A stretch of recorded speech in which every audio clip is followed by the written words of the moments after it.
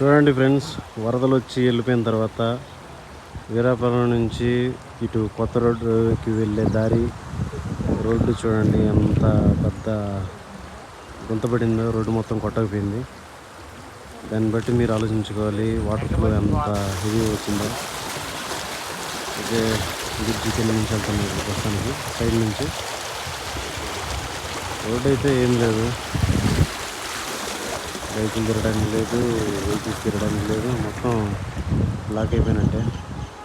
ఎందువల్ల జరిగిందంటే ఇదంతా ఇక్కడ దీని కింద నుంచి వెళ్ళే గొట్టాలు బ్లాక్ అయిపోయాయి అన్నమాట. ఈ చెత్త చెదారం మొత్తం అడ్డుపట్టడం వల్ల, అందుకని అటు సైడ్ నుంచి నీళ్ళు రావడం వల్ల మొత్తం రోడ్ అయితే కొట్టకపోయింది. అందుకే ఈ సీన్ జరిగింది అక్కడంతా. ప్రజలైతే చాలా ఇబ్బంది పడుతున్నారు దీనివల్ల. అక్కడైతే చూడండి మొత్తం అయితే పెద్ద హోల్ పడింది అక్కడ. మొత్తానికైతే వరద సృష్టించిన బీభత్సం అయితే ఇలా ఉంది వీరాపురానికి.